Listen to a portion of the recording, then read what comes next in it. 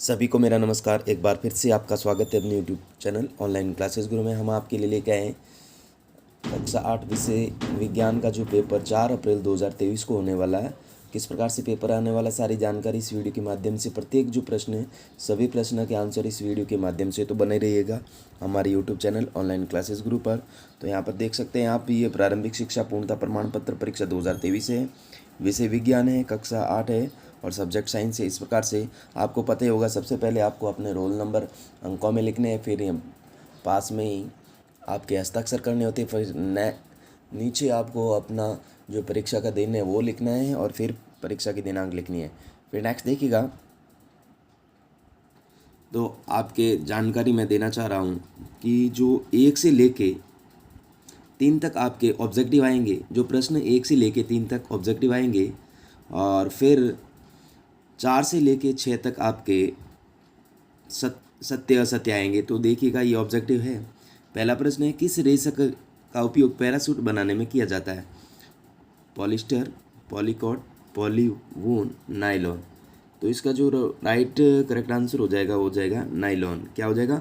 Nylon. फिर next देखिएगा, इसका इस्पात उपयोग इस्पात के औद्योगिक निर्माण, धातु के निष्कर्षण में किया जाता है। कोयला गैस, खनिज, कोलतार या कॉक। इसका जो राइट आंसर हो जाएगा वो हो जाएगा कॉक। फिर नेक्स्ट देखिएगा, आधुनिक निरापद माचिस का विकास शुरुआत कब हुआ था?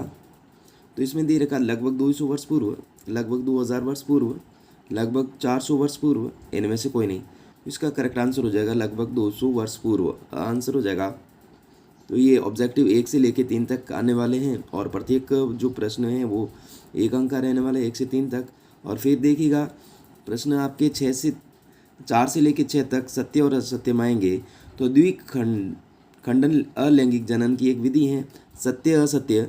तो इसमें आपके क्या करना है, हो जाएगा सत्य। क्या हो जाएगा? ये सत्य हो जाएगा। फिर अग्नाशय इंसुलिन हार्मोन का उत्पादन करता है, तो ये भी क्या है? सत्य है। फिर विजातीय आवेश एक दूसरे को आकर्षित करते हैं, तो ये भी सत्य है। तो इसमें भी आपको सत्य करना है। ये तीनों हैं, तीनों ही सत्य हैं और ये भी 1-1 अंक के हैं। फिर नेक्स्ट देखिएगा, 7वां प्रश्न, ईंधन के ऊष्मीय मान को किस मात्रक द्वारा प्रदर्शित किया जाता है? तो इसका उत्तर लिखेंगे आप, ईंधन के ऊष्मीय मान को किलोजूल प्रति किलोग्राम के मात्रक में प्रदर्शित किया जाता है। किलोजूल प्रति किलोग्राम के मात्रक में प्रदर्शित किया जाता है। फिर नेक्स्ट देखिएगा, 8वां प्रश्न 8वां है, ये भी 2 अंक का रहने वाला है। 2 ऐसे जंतुओं के नाम लिखिए जिनमें अलैंगिक जनन मुकुलन द्वारा होता है। तो आप लिखेंगे हाइड्रा। क्या लिखेंगे? हाइड्रा और यीस्ट। क्या लिखेंगे? हाइड्रा और यीस्ट। इस प्रकार से आपको लिखना है। फिर नेक्स्ट देखिएगा, शरीर में परिवर्तन होने वाले परिवर्तनों के उत्तरदायी अंतःस्रावी ग्रंथियों द्वारा स्रावित पदार्थ के नाम लिखिएगा। तो इसमें आपको क्या लिखना है? क्या लिखेंगे?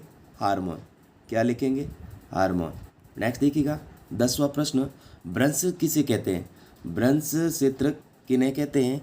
तो इसका लिखेंगे, पृथ्वी की प्लेटों की सीमाओं पर भूकंप आने की संभावना अधिक होती है, इन क्षेत्रों को भ्रंश क्षेत्र कहते हैं। पृथ्वी की जो प्लेटें की सीमाओं पर भूकंप आने की, पृथ्वी की जो प्लेटों की सीमाओं पर भूकंप आने की संभावना अधिक होती है, इन क्षेत्रों को भ्रंश क्षेत्र कहा जाता है। फिर नेक्स्ट देखिएगा, 11वां प्रश्न 11वां है, किन्हीं 2 तारामंडलों के नाम लिखिए। तो 2 तारामंडल के नाम लिखेंगे, एक लिखेंगे आप सप्तश्री। क्या लिखेंगे? सप्तश्री। और दूसरा लिखेंगे ओरियन। सप्तश्री और ओरियन, इस प्रकार से आपको लिखना है।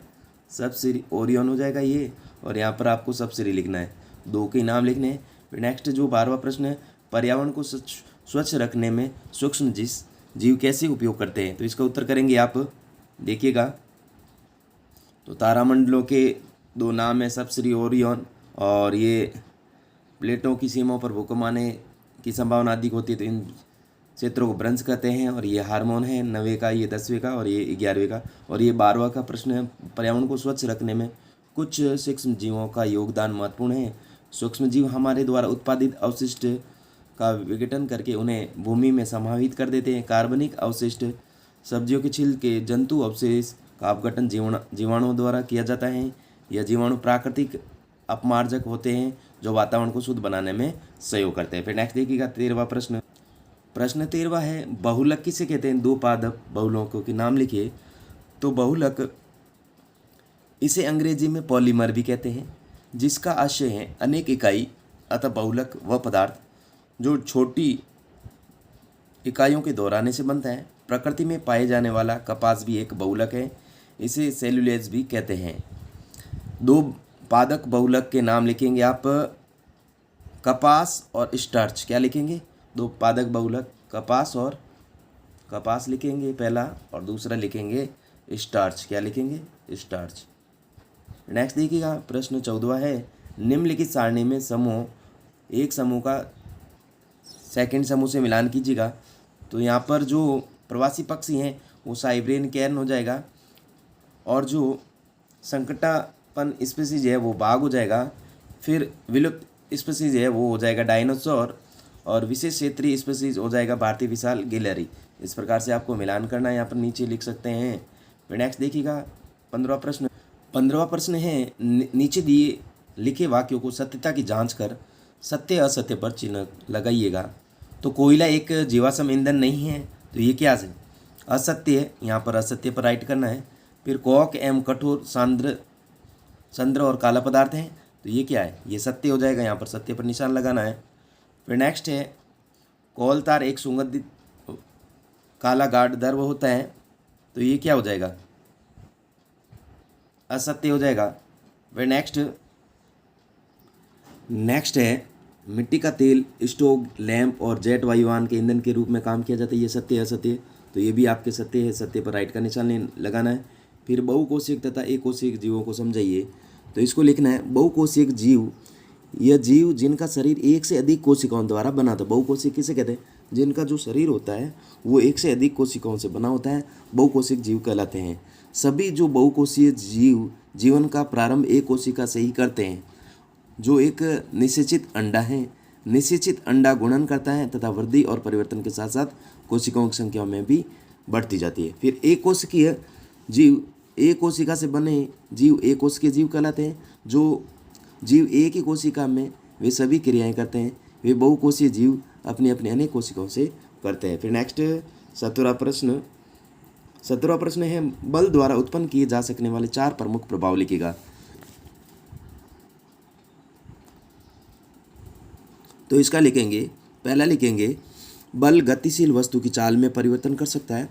दूसरा लिखेंगे बल गतिशील वस्तु की दिशा में परिवर्तन कर सकता है। तीसरा लिखेंगे बल वस्तु की आकृति में परिवर्तन कर सकता है। चौथा लिखेंगे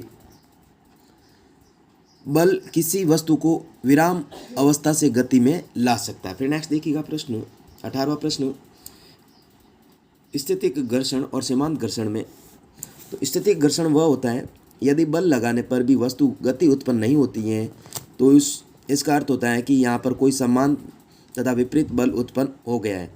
इस अवस्था में यह बल स्थितिक घर्षण कहलाता है। फिर नेक्स्ट है सीमांत घर्षण। यदि हम लगाए गए बल को बढ़ाते जाएं तो घर्षण बल एक सीमांत मान तक बढ़ सकता है। इस सीमांत मान को सीमांत घर्षण कहते हैं।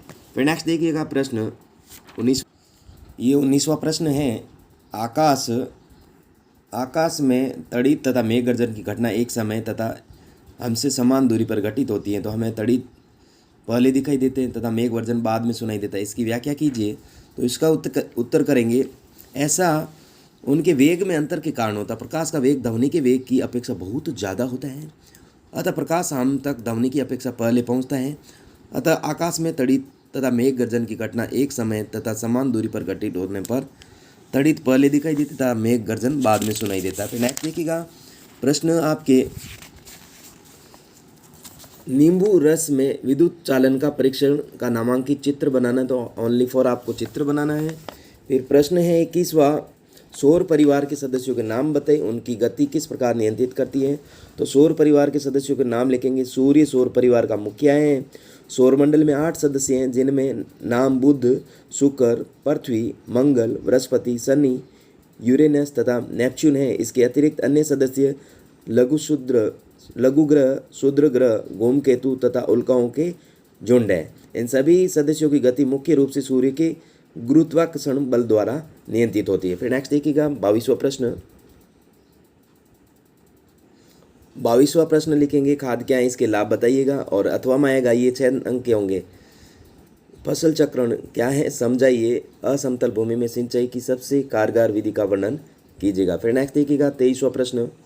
प्रश्न 23वां, ये भी अथवा में आएगा, 6 अंक का रहेगा। धातुओं की सारों के साथ होने वाली अभिक्रिया समझाइए। आप किस प्रकार की सिद्ध करेंगे कि रासायनिक दृष्टि से सिल्वर कॉपर से कम अभिक्रियाशील होता है। फिर नेक्स्ट देखिएगा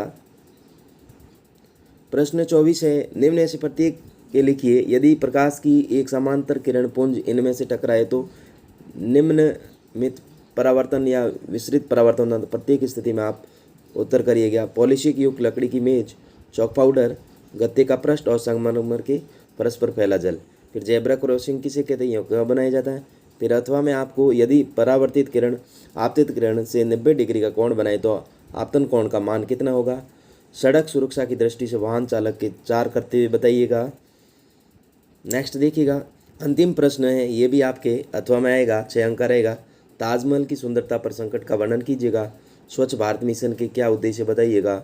जल प्रदूषण को नियंत्रित करने के 4 उपाय बताइएगा। अस्वच्छता किस प्रकार से देश के लिए नुकसान कारण बनती है। अगर वीडियो अच्छा लगा तो प्लीज़ वीडियो को लाइक कीजिएगा और चैनल को सब्सक्राइब कीजिएगा।